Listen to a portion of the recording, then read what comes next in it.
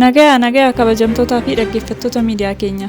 Guyyaa har'aa oduu ho'aa sadii qabadhee isin biraan gahaa na waliin ta'a. Gaggeessitoonni wayyaanee Tigraay Itoophiyaa gadhiisanii bahuuf qophii taasisaa jiru. Paartiin Koongireesii Federaalawaa Oromoo alaabaa wayyaanee fi abbaa gadaa walitti makuudhaan alaabaa haaraa baafachuusaa beeksise. Magaalaa Finfinnee kutaa magaalaa Gullalleetti miseensonni poolisii barataa reebaniiru jedhaman to'annaa jala oolan.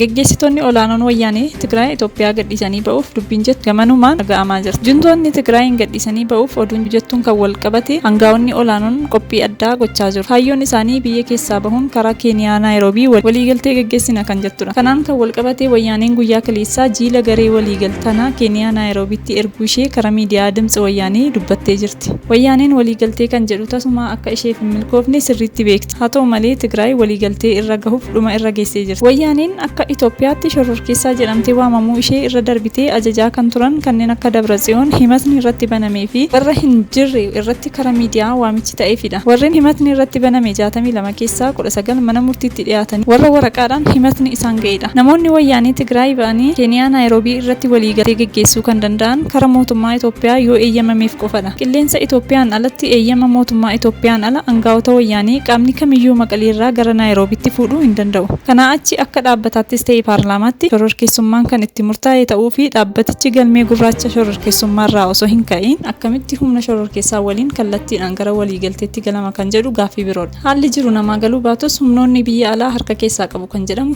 jira.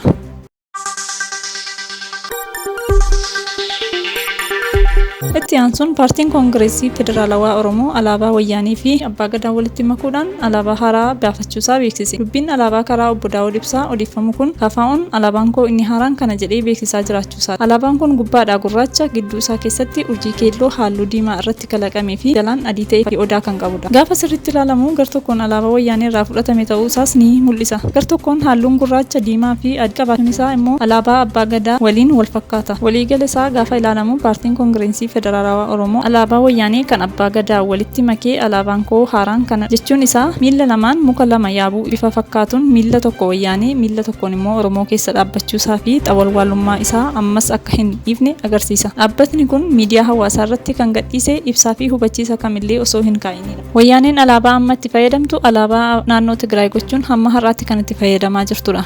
Seenaa Itoophiyaa keessatti alaabaan paartii fi naannoo kan wal fakkaatu Tigraay qofattidha. Wayyaaneen kan kana gooteef immoo Tigraay wayyaaniidha. Wayyaaneen immoo Tigraay jechuu ishee. Alaabaan KFO kan Baqqalaa Garbaa, Mararaa Guddinaa fi Jawaar Mohaammed amma walitti dabalanii fidan kan wayyaanee kan Oromiyaa yookiin abbaa gadaa walitti makuun kaayyoo Maqalee fi Oromiyaa walitti hidhuun ofii akkuma baranitti gidduu deemaa jiraachuu barbaaduu isaanii nuuf ibsa.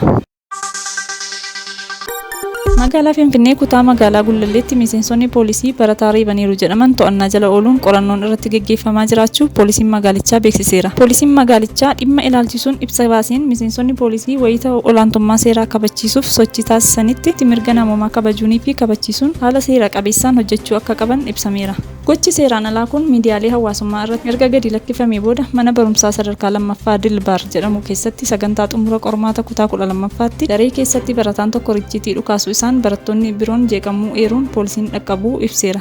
Baratichis daree keessaa erga ba'een booda miseensonni poolisii kunneen hordofuun yakka reebichaa irraan ga'uu poolisiin ibsa isaan eereera. Baratichis daree keessaa erga ba'een booda miseensonni poolisii kunneen hordofuun yakka reebichaa irraan ga'uu poolisiin ibseera. Miseensota poolisii yakkicha hojjechuun shakkaman to'annaa jala oolchuun qorannoo irratti gaggeessaa jiraachuu ragaan arganne ni mul'isa. Egaan guyyaa har'aaf kan hin qabadhee dhiyaadhe kanuma yeroo dansaa qabaadhaa laayik sabiskiraayib gochuun dagatiina galatooma.